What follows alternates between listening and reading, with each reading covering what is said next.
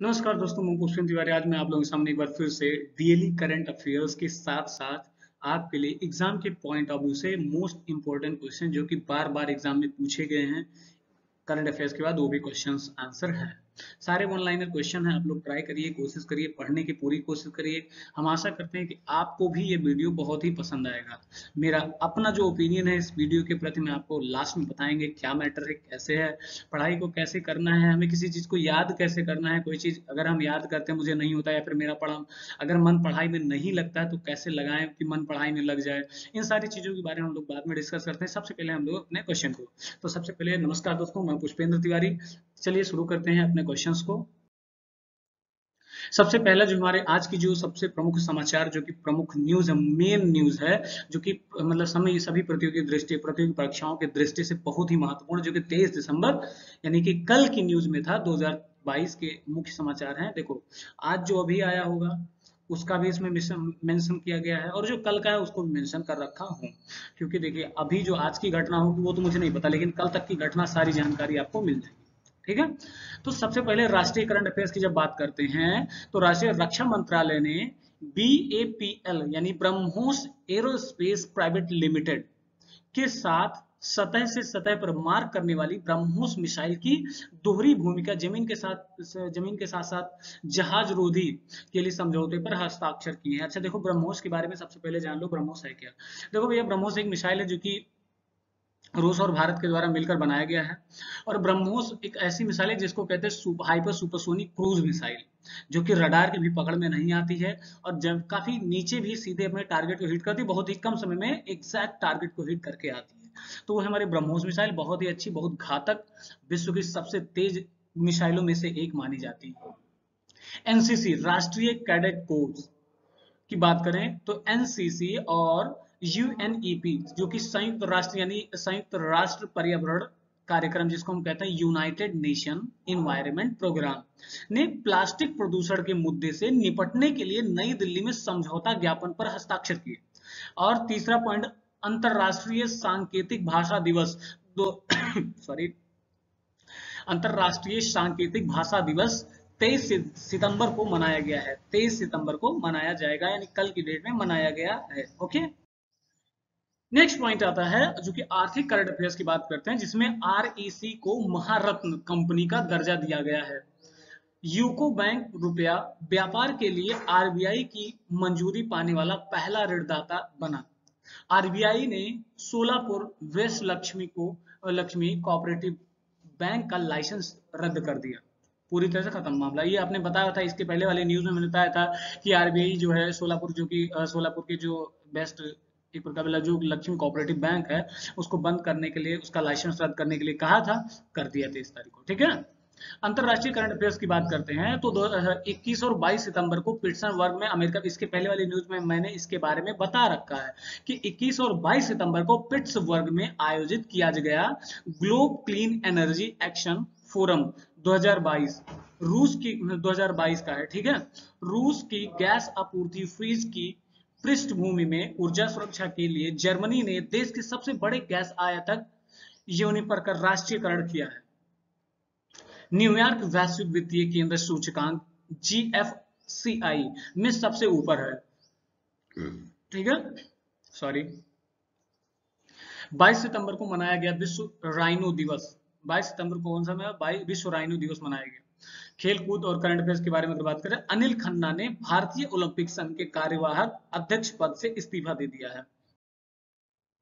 और इस प्रकार ये आज की जो है कह सकते हैं जो करंट अफेयर्स थी वो कंप्लीट होती है। अगला करंट अफेयर्स मिलेंगे कल हम सुबह 7 बजे के साथ, और उसके पहले हम बात करते हैं अब इसके बाद कुछ जो महत्वपूर्ण जो एंशिएंट हिस्ट्री के जो क्वेश्चन जो कि एग्जाम में बार बार पूछे जाते हैं उसके बारे में हम लोग डिस्कस करते हैं। क्योंकि देखिए अलग अलग हम लोग देखें तो मजा नहीं आता, क्योंकि अलग अलग वीडियो बार बार देखोगे। उससे अच्छा क्या है कि सबसे पहले करंट अफेयर्स पढ़ लो, बाद में अपना एंशिएंट हिस्ट्री पढ़ लेते हैं। करंट अफेयर्स पढ़ लो, बाद में हिस्ट्री से रिलेटेड क्वेश्चन, हिस्ट्री से, जियोग्राफी से। देखिए भैया पूरा 10,000 क्वेश्चन का संग्रह है। आप प्ले लिस्ट में जाइए, 10,000 क्वेश्चन जी के क्वेश्चन के बारे में वहां जाइए, अंत उसमें जाइए, सारे वीडियो देख डालिए, सभी क्वेश्चन बहुत सारा एग्जाम में पूछा गया, अभी बट ट्राई जरूर करिएगा। धातु से बने सिक्के सबसे पहले प्रकट हुए थे कहाँ? हड़प्पा सभ्यता में प्रकट हुए थे। उस गणतंत्र का नाम बताइए जो 6ठी शताब्दी ईसा पूर्व जातियों का राज्य संघ था। वज्जी। एलोरा में प्रसिद्ध शिव मंदिर का निर्माण किसने करवाया था? राष्ट्रकूट शासक कृष्ण प्रथम ने। इलाहाबाद जो सॉरी सिंधु अर्थव्यवस्था की मतलब ताकत थी तो कृषि थी। इलाहाबाद स्तंभ शिलालेख किसने बनवाया था? हरिखेड़ ने बनवाया था। राजस्व अधिकारी राजस्व अधिकारी टोडरमल ने किसके अधीन सेवा की थी? तो शेरशाह के अधीन सेवा की थी। भारतीय राष्ट्रीय सेना का संस्थापक कौन था? सुभाष चंद्र बोस जी थे। किस मुगल शाह ने शहनशाह ने मुगल राजधानी आगरा से दिल्ली स्थानांतरित करी थी? तो अकबर। आपको इनके बारे में पता होगा भाई, जोधा अकबर बहुत ज्यादा आता है, उल्टा सीधा मतलब बहुत सारी चीजें आती हैं। तो जोधा अकबर है, उसमें आपको पता होगा। तो जो मुगल अकबर था, इसने अपनी राजधानी को आगरा से दिल्ली स्थानांतरित करी थी। शिलालेख 13वां, शिलालेख 13, ठीक है। सॉरी कलिंग के विश्व युद्ध कलिंग के विरुद्ध अशोक ने अभियान की जानकारी का मुख्य स्रोत कहां से मिलता है? तो शिलालेख 13 यानी 13वें शिलालेख में जानकारी मिलती है। गांधार कला गांधार कला किसके अधीन फली फूली थी? तो कुषाणों के अधीन फली फूली थी, यानी कुषाण काल के अधीन फली फूली थी। किस सुल्तान ने सती प्रथा रोकने का प्रयास किया? तो मोहम्मद बिन तुगलक ने सती प्रथा रोकने का प्रयास किया। दूसरे एंग्लो मैसूर युद्ध में गवर्नर जनरल कौन था? Warren Hastings. किस मुगल शासक ने संगीत और नृत्य पर प्रतिबंध लगाया था? औरंगजेब ने। तुलसीदास ने रामचरितमानस किसके शासनकाल में लिखा था? तो अकबर के शासनकाल में लिखा था। उस राज्य का नाम बताइए जिसने पहली बार युद्ध में हाथियों का इस्तेमाल किया था? तो मगध साम्राज्य। आह, खुजली हो रही थी अंदर तक। ठीक है। ताजमहल किसके द्वारा बनवाया गया था? शाहजहां के द्वारा। उपनिषद शब्द का शाब्दिक रूप में अर्थ क्या होता है? तो पास बैठना। उपनिषद का मतलब होता है पास बैठना। जिस पंडित ने दक्षिण भारत का आर्यकरण किया था वे अगस्त थे। वैदिक संहिताओं में से भारतीय संगीत का उद्गम किसमें से खोजा जा सकता है? सामवेद। अब आपको पता है कि संगीत का मतलब जो है भारतीय संगीत का जो जनक माना जाता है सामवेद को। सामवेद एक ऐसा बात है जिसको गाया जा सकता है। नेक्स्ट, प्राचीन भारत में प्राचीनतम बौद्ध विश्वविद्यालय का नाम बताइए। तक्षशिला तक्षशिला विश्वविद्यालय। हर्ष चरित्र के लेखक कौन है? बाण भट्ट। किस लड़ाई कौन सी लड़ाई थी जिसमें मोहम्मद गौरी के लिए दिल्ली क्षेत्र खोल दिया गया था? तो तराइन की दूसरी लड़ाई में मोहम्मद गौरी के लिए दिल्ली का जो है क्षेत्र खोल दिया गया था। आर्य पूर्वों के साथ अपने संघर्षों में सफल रहे क्योंकि उन्होंने घोड़ों द्वारा चलाए जा रहे रथों का प्रयोग किया था। चोल राजाओं का शासन था, क्या था? तमिलनाडु पर चोल राजाओं का शासन था। सारे जहां से अच्छा हिंदुस्तान हमारा गीत किसने लिखा था? मोहम्मद इकबाल ने लिखा था। प्रथम बौद्ध परिषद कहां आयोजित की गई थी? राजगृह बिहार में आयोजित करी गई थी। प्रथम बौद्ध परिषद राजगृह बिहार में आयोजित करी गई थी। द्वितीय विश्व युद्ध के दौरान जापान के किन शहरों में परमाणु बम गिराए गए थे? तो हिरोशिमा और नागासाकी। अब इसकी डेट आप बताइए। 6 अगस्त 1945, 8 अगस्त 1945 हिरोशिमा और नागासाकी पर गिरा, और 9 और 10 में जापान के अमेरिका के पर्ल हार्बर पर गिराया गया था। अमेरिका ने इनके ऊपर गिराया, इन्हें इनके ऊपर गिराया। ठीक है। दिल्ली में हुमायूं का मकबरा किसने बनवाया था? तो हाजी बेगम ने हुमायूं का मकबरा बनवाया था। आप ये बताइएगा द्वितीय विश्व युद्ध के दौरान जापान के किन किन शहरों पर गया था? तो मैं बताऊं हिरोशिमा नागासाकी। डेट बताइएगा कब कब हिरोशिमा नागासाकी पर गिराया गया और क्यों गिराया गया जापान के। और नेक्स्ट क्वेश्चन है, दिल्ली में हुमायूं का मकबरा किसने बनवाया था? तो हाजी बेगम ने बनवाया था। क्रिप्स मिशन भारत में कब आया था? 1942 में आया था। आपको पता है इसके 3 सदस्य थे क्रिप्स मिशन के। नाम तीनों का कमेंट में जरूर बताइएगा। आर्य समाज के संस्थापक कौन थे? दयानंद सरस्वती जी आर्य समाज के संस्थापक थे। भारत माता नामक प्रसिद्ध पेंटिंग के चित्रकार कौन थे? अविंद्रनाथ टैगोर, मान लीजिए रविन्द्रनाथ टैगोर नहीं थे, अविंद्रनाथ टैगोर जी थे। ओके। किस भारतीय शासक ने कलिंग युद्ध लड़ा था? तो अशोक ने कलिंग युद्ध लड़ा था। और अशोक और किनके किनके बीच में हुआ था, ये आप बताएंगे। वैसे आप सेकंड हैं, जान लो, वो जो भी हैं आपको पता होना चाहिए। कौन से दशक को औपनिवेशवाद समाप्त करने यानी डिको डिकोलोनाइजेशन का युग कहलाते हैं। हिंदी में लिखा थोड़ा दिक्कत हो रहा है। ठीक है, कौन सा दशक और कौन से दशक को औपनिवेशवाद समाप्त करने का युग कहा जाता है? तो 1950 को औपनिवेशवाद जो है खत्म करने का युग कहा जाता है। पंचतंत्र की कथाओं का संकलन किसने किया था? विष्णु शर्मा ने। आपने 5वीं क्लास में अगर कोई पढ़ा होगा तो वो पढ़ा होगा, पंचतंत्र की कथा होती है। इसके बारे में आपको पता है? इसके कितने कैरेक्टर थे आप बताएंगे? कथकली नृत्य नृत्य किस राज्य से संबंधित है? केरल से संबंधित। कथकली नृत्य किस राज्य से संबंधित है? तो केरल से संबंधित है। कौन से गोलमेज सम्मेलन में महात्मा गांधी ने भारत महात्मा गांधी ने भाग लिया था? तो भैया द्वितीय गोलमेज सम्मेलन जो कि 1931 में हुआ था, उसमें महात्मा गांधी ने भाग लिया था। इंडिका किसके द्वारा लिखी पुस्तक है? मेगास्थनीज के द्वारा। अब मेगास्थनीज किसके शासनकाल में भारत आया था, आप बताइएगा कहां से आया था। आर्यों ने मनुष्य के जीवन को 4 आश्रम में विभाजित किया था। गांधी जी ने करो या मरो का मंत्र कब दिया था? तो भारत छोड़ो आंदोलन के समय में गांधी जी ने करो या मरो का नारा दिया था। सिंधु घाटी की सभ्यता के लोग किस देवता की पूजा करते थे? पशुपतिनाथ की पूजा करते थे। जोन ऑफ ऑक्स की मृत्यु कैसे हुई थी? तो धर्मद्रोही या विधर्म मानकर जलाने से। The kingdom of God is with in you पुस्तक के लेखक किसने लिखी थी? तो लियो टाल्स्टॉय ने लिखा था। किस सुल्तान को खलीफा से सम्मानित वस्त्र प्राप्त हुआ था? इल्तुतमिश को। कनिष्क प्रथम किसका पृष्ठपोषक है? किसका पृष्ठपोषक था कनिष्क प्रथम? किसका पृष्ठपोषक था? तो महायान बुद्धवाद का था। गीत गोविंद का लेखक कौन है? जयदेव। जय मार्गेट थ्रेशर जब मार्गेट थ्रेशर प्रधानमंत्री थी, उस समय किस देश के साथ ब्रिटेन ने फॉकलैंड द्वीपों पर नियंत्रण प्राप्त करने के लिए युद्ध लड़ा था? अर्जेंटीना। ये ध्यान रखना बहुत इंपॉर्टेंट है। सूफी परंपरा में पीर से क्या आशय है? तो सूफियों की आस्थाओं के लिए लड़ने जो है परंपरावादी शिक्षक। गुरु गोविंद सिंह द्वारा खालसा पंथ की स्थापना किस वर्ष में की गई थी? 1699 में। महात्मा गांधी के राजनीतिक गुरु कौन थे? गोपाल कृष्ण गोखले थे। 12 अप्रैल 1944 को सुभाष चंद्र बोस ने एक नगर में भारतीय राष्ट्रीय सेना का झंडा फहराया था। वह नगर इस समय किस राज्य केंद्र शासित प्रदेश में है? अंडमान एंड निकोबार द्वीप समूह में है।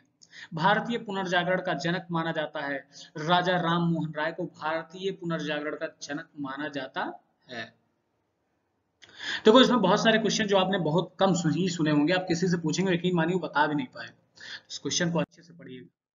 अब देखिए 75 जो क्वेश्चन आगे हैं, अभी तक तो क्या एंशिएंट हिस्ट्री से था। अब 75 क्वेश्चन ऐसे हैं जो भूगोल से संबंधित। चलिए शुरू करते हैं। कौन सा विश्व का सबसे बड़ा मरुस्थल है? सहारा मरुस्थल। किस वैज्ञानिक ने यह सिद्धांत किया कि सूर्य के चारों ओर प्रत्येक नक्षत्र का मार्ग दीर्घ वृत्ताकार है? केपलर ने। सूर्य की सतह पर हाइड्रोजन के अलावा दूसरा कौन सा तत्व बहुतायत से पाया जाता है? तो अगर मैं बात करूं तो हीलियम है जो सबसे ज्यादा पाया जाता है। विश्व के कितने प्रतिशत धरातल में पानी है? 71%। ऐसे अधिघिरे हुए तटीय जल समूह का जिसका जिसका खुले समुद्र से निर्बाध जल का प्रवाह हो, क्या कहते हैं उसको? नदी मुख कहते हैं। मीठे पानी का सबसे बड़ा जलाशय ग्लेशियर है। पृथ्वी पर सबसे अधिक तप्त यानी गर्म स्थान कौन सा है? तो डेथ वैली यानी कैलिफोर्निया में डेथ वैली है। भारत का संपूर्ण क्षेत्र 32,87,000। भैया देखो, इसमें थोड़ा सा कम ज्यादा लिख दिया गया है।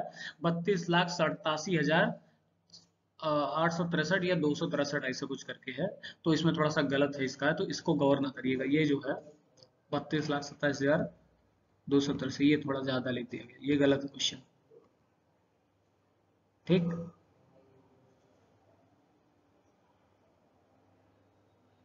ठीक, ये गलत है। यहाँ है 32,87,263 वर्ग किलोमीटर में 590 लिखा है, गलत है। उस चक्रवात को क्या नाम दिया गया था जिसके कारण बांग्लादेश उजड़ गया था? सिद्र नाम दिया गया था। पृथ्वी की सबसे लंबी पर्वतमाला कौन सी है? एंडीज पर्वतमाला। सबसे प्रचुर मात्रा में मिलने वाला तत्व क्या है? ऑक्सीजन। सूर्य के चारों ओर घूमने वाले ग्रहों की कुल संख्या 8। ओजोन परत कहां पाई जाती है? समताप मंडल में। वायु में ऑक्सीजन का प्रतिशत कितना है? तो लगभग 21% का है।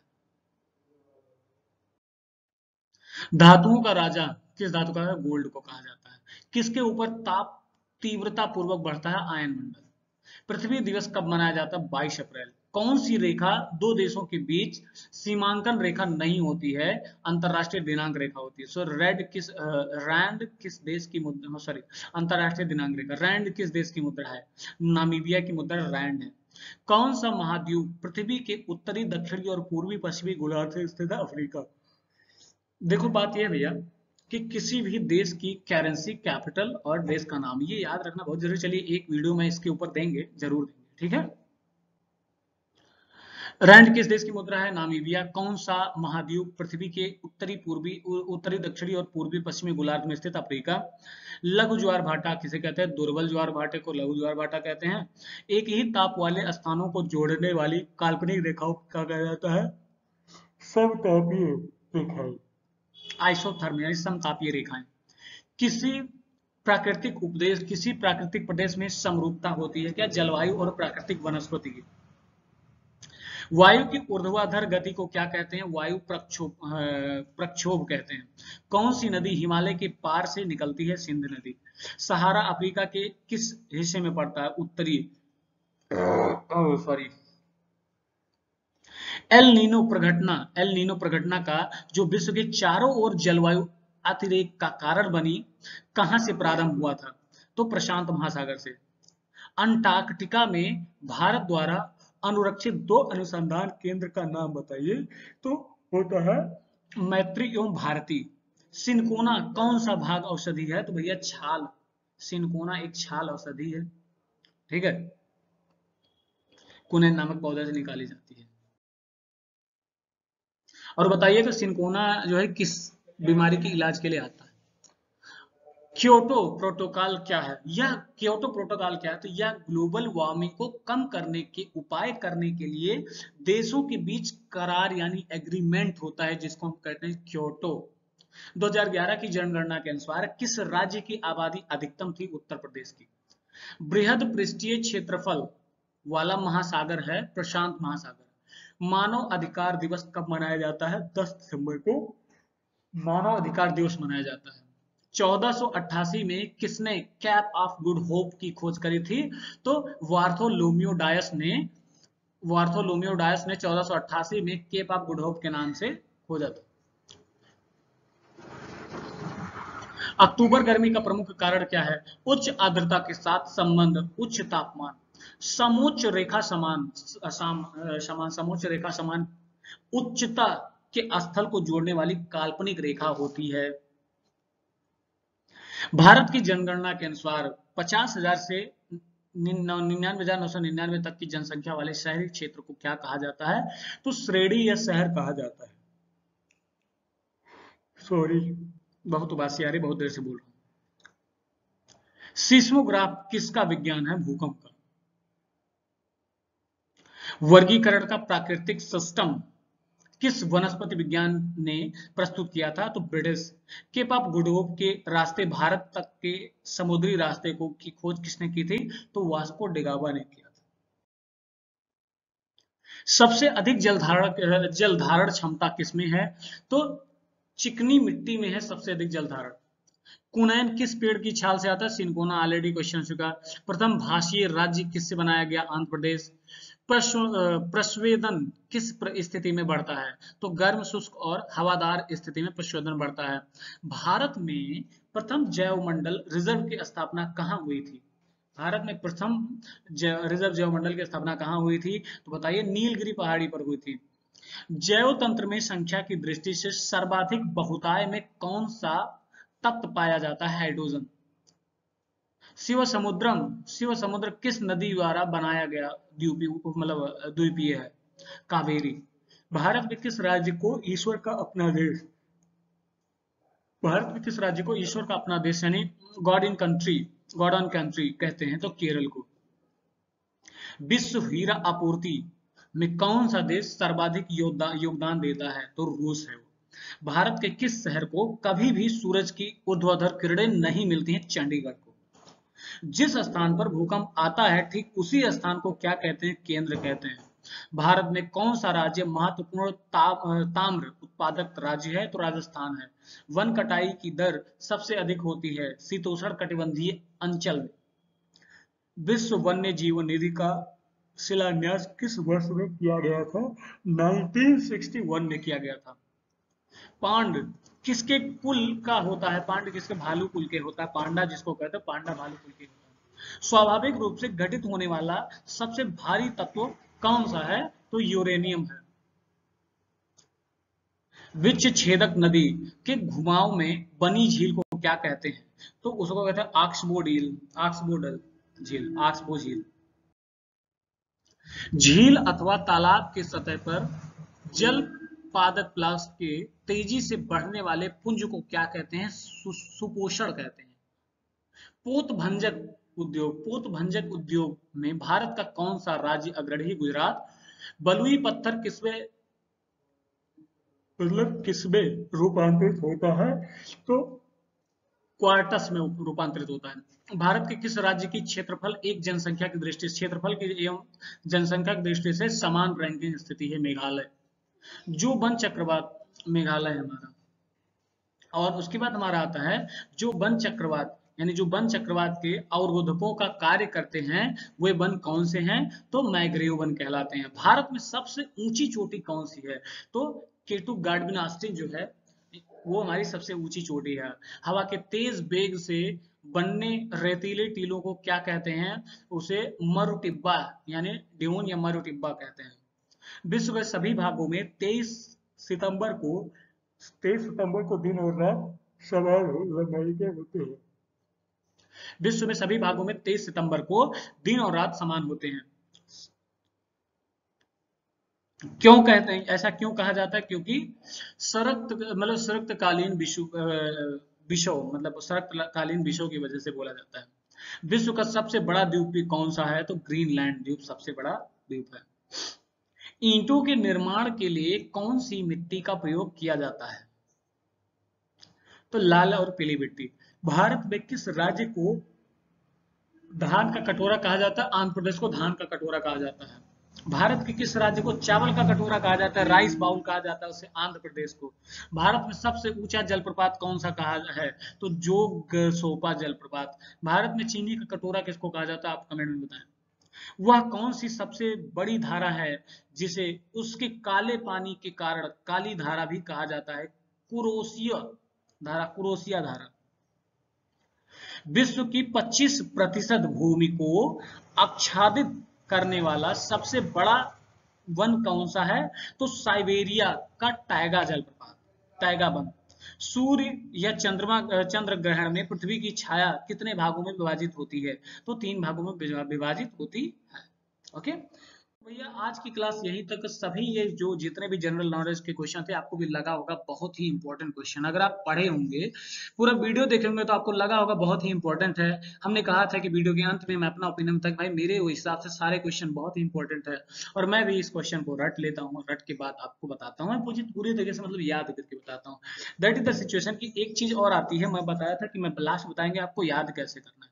तो भैया याद करने का सबसे अच्छा तरीका, सबसे अच्छा ट्रिक जो है कि जब आप किसी क्वेश्चन को सुनते हैं, आप मूवी देख के आते हो, आपको मूवी पूरी तरीके से याद हो जाती है। Am I right?